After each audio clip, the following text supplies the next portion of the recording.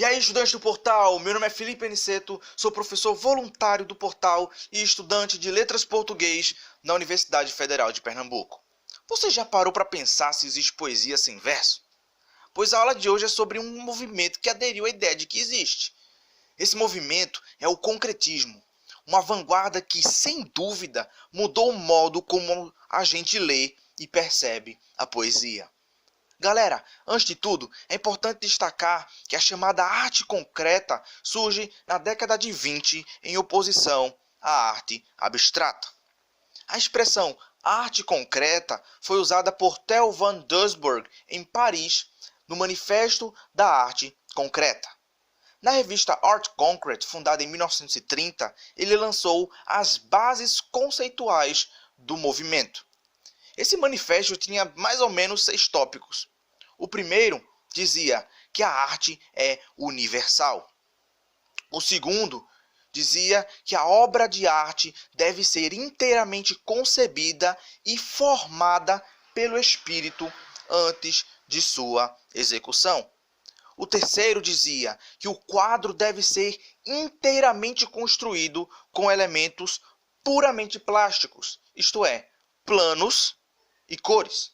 Um elemento pictural ou imagético só significa a si próprio e, consequentemente, o quadro não tem outra significação que não seja ele mesmo. O quarto tópico dizia: a construção do quadro, assim como os seus elementos, deve ser simples e controlável visivelmente.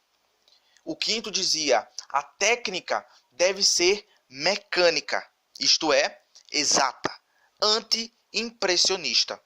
E o sexto e último tópico dizia que o esforço deve ser pela clareza absoluta. Porém, é na década de 50, dentro do contexto de pós-Segunda Guerra, no governo de JK, com o crescimento da área urbana, a arte concreta chega ao Brasil. E logo em seguida surge a poesia concreta, que apesar de olhar com carinho para a arte concreta, é algo que vai além das premissas da chamada pintura concreta, sendo uma vanguarda literária especificamente brasileira. Os 3 principais autores e grandes nomes do concretismo são Haroldo de Campos, Augusto de Campos e Décio Pignatari. Eles escreveram manifestos em defesa da poesia concreta. E eu selecionei aqui uns trechos do manifesto de 1956 de Augusto de Campos para vocês refletirem um pouco. Mallarmé, Un Cup de Dé, 1897. Joyce, Finnegan's Wake, Pound, Cantos, Ideograma. Camps. E no segundo plano, Apollinaire, Calligrams.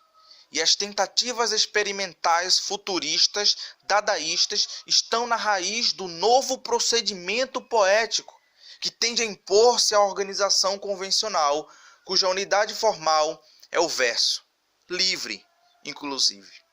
Por mais que o concretismo seja uma vanguarda brasileira, não é um brasileiro ufanista do romantismo. O concretismo abraça o dadaísmo, o futurismo, as inovações visuais que poetas estrangeiros como Mallarmé em Un Cup de Dé, ou Um Jogo de Dados em português, ou E. Comes, com poemas como Eli Falls ou Uma Folha Cai. Os cantos de Ezra Pound, o Joyce com romances como Ulisses e o Finnegan's Wake. Ou seja, quem estuda o concretismo e depois vê Un Cup de Dé do Mallarmé ou Eli Falls do Camus, certamente não pode deixar de perceber a clara inspiração. Tanto é que os irmãos Campos, o Augusto de Campos e o Haroldo de Campos, fizeram questão de traduzir as obras desses autores para a língua portuguesa. O verso livre, ele foi uma inovação, mas os concretistas chegaram ao ponto de fazer poemas sem a estrutura de versos. Porém, não foram todos os poemas que acabaram de vez com o verso, né? Mas existem alguns que ainda utilizam, mas de forma a sempre ultrapassar a forma convencional com que os poemas eram escritos.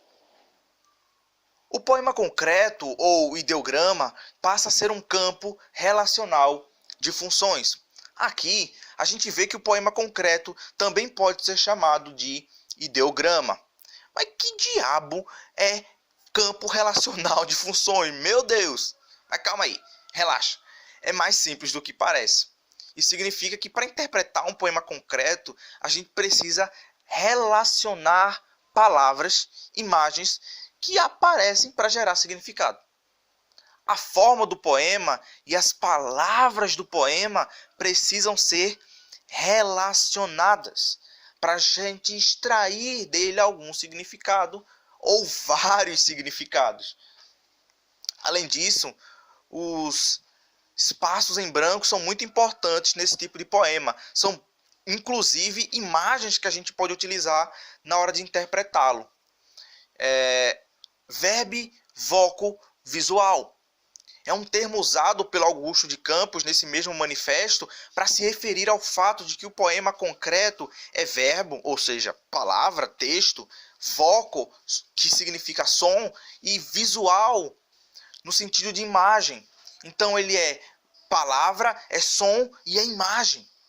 Para a gente observar isso, vamos ler alguns poemas do Augusto de Campos.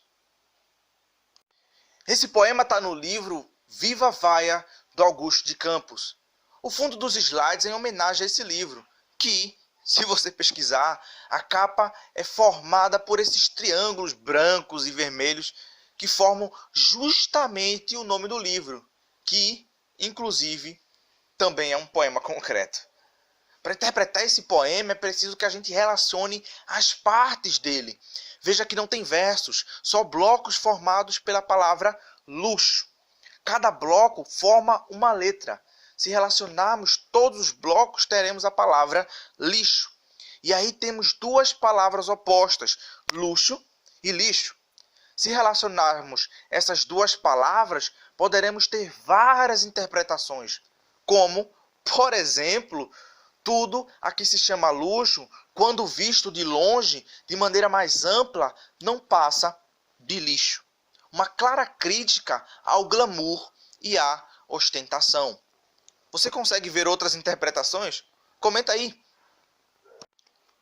Temos também esse outro poema, o qual chamamos carinhosamente de Cidade. À primeira vista ele parece bem esquisito, né?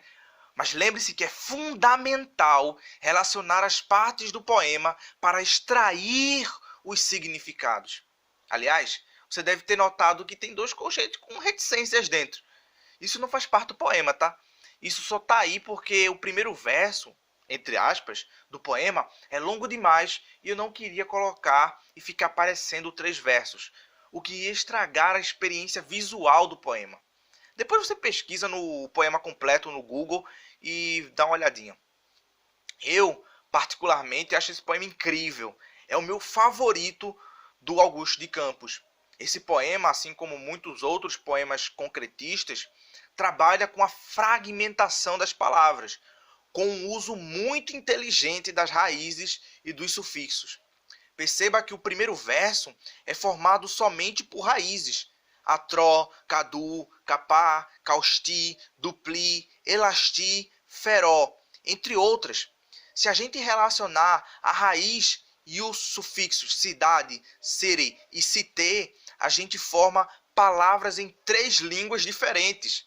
Atrocidade, atrocity e atrocité, todas com o mesmo significado. O que é mais legal desse poema é a sacada do Augusto de Campos em ter feito um poema autotraduzido. Ou seja, ele funciona em português, em inglês e em francês. Porém, uma interpretação que podemos fazer para esse poema autotraduzido é relacionar ao universalismo pregado pela arte concreta, em que a obra não diz respeito apenas ao Brasil, mas a todos os lugares do mundo. Sendo assim, o poema tenta retratar a realidade urbana, não só a brasileira, mas a realidade global, universal. Mas veja que essa é só uma das formas de ler esse poema. Se a gente quiser relacionar o som do primeiro verso sem fragmentar as raízes, veremos um som caótico, bagunçado. uma coisa bem dadaísta mesmo. No entanto, essa bagunça dadaísta tem um significado se a gente relacionar, olha aí, relacionamento, opa, relacionação não existe não, relacionar o som com a palavra cidade. Ou seja, significando assim que os centros urbanos são uma bagunça, um caos sonoro. Quem já foi para o centro da cidade sabe como é. Um metrô, um ônibus, é gente gritando de um lado, é gente conversando do outro, é buzina de carro, é vendedor para cá, é vendedor para lá. Um verdadeiro caos. Mas é justamente isso que o Augusto de Campos quer retratar no seu poema. E eu quero que você perceba que o poema é verbo, voco, visual. É tanto palavra, é som, é imagem. E tudo isso junto para fazer o poema ser mais rico. São essenciais na interpretação dele. Bem, esse poema ainda tem muita coisa para ser vista nele, mas como eu não quero me estender muito, eu vou deixar que vocês procurem as outras interpretações, as outras relações de palavras nesse poema, nessa obra-prima da literatura concretista. E para encerrar, um resuminho para vocês.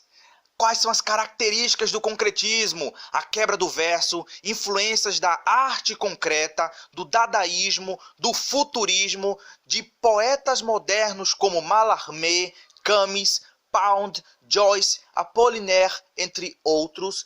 Verbo, voco, visual, ou seja, palavra, som e imagem. E também a análise relacional, que a gente viu bem na prática como é que funciona. Análise relacional entre as partes do poema. Lembre-se sempre, é uma literatura extremamente visual. Caso você tenha ficado com alguma dúvida, entre em contato com a gente que eu vou ter um prazer imenso em te ajudar. Beleza? Até a próxima. Tchau.